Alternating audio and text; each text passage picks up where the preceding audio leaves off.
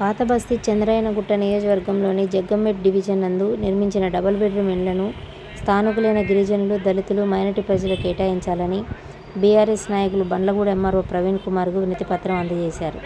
ఈ సందర్భంగా BRS Falaknuma contestant corporator Giridhar Nayak, Uppuguda division senior నాయకుడు ఆకుల శ్రీనివాస్ మాట్లాడుతూ, జగ్గంపేట్ ప్రాంతంలో గత బీఆర్ఎస్ ప్రభుత్వం పేద ప్రజల కోసం నిర్మించిన డబుల్ బెడ్రూమ్ స్థానికులైన ఎస్సీ, ఎస్టీ, మైనారిటీ వాళ్ళకు కేటాయించాలని డిమాండ్ చేశారు.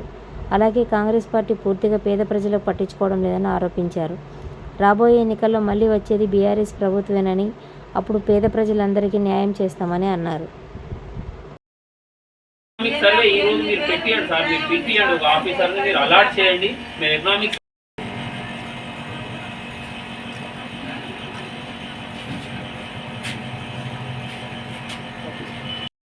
మన బండ్లగూడ ఎంఆర్ఓ గారికి కలిసి ప్రభుత్వం నిర్మించిన డబుల్ బెడ్రూమ్ ఇళ్లలో పేద గిరిజన మహిళలకు, అలాగే వితంతువులకు, వికలాంగులకు అవకాశం కల్పించాలని చెప్పేసి ఎంఆర్ఓ గారికి రిప్రజెంటేషన్ ఇవ్వడం జరిగింది.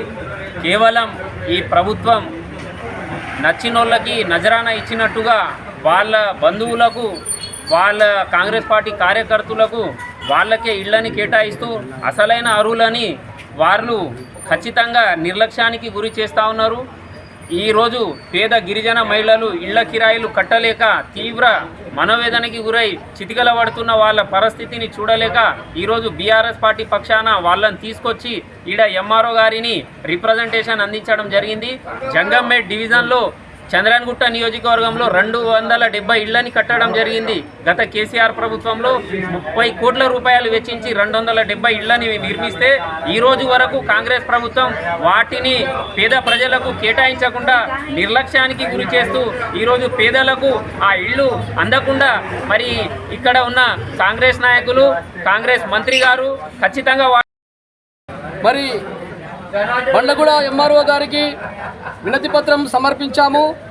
మరి గత కేసీఆర్ గారి ప్రభుత్వం పేద సబండ వర్గాల ఆత్మగౌరవ కోసం మరి ఈ డబుల్ బెడ్రూమ్ ఇండ్లు కేటాయించిన ఇండ్లను మరి ఇప్పుడు వచ్చినటువంటి కాంగ్రెస్ ప్రభుత్వం పేద గిరిజనుల ఓట్లు కావాలి కానీ, మరి పేద గిరిజనుల హరిజనుల ఓట్లు కావాలి కానీ వాళ్ళ సంక్షేమము ఈ కాంగ్రెస్ ప్రభుత్వానికి పట్టింపు లేదు. ఇక్కడ స్థానికంగా ఇక్కడే పుట్టి, ఇక్కడే పెరిగి, ఇక్కడే ఉన్న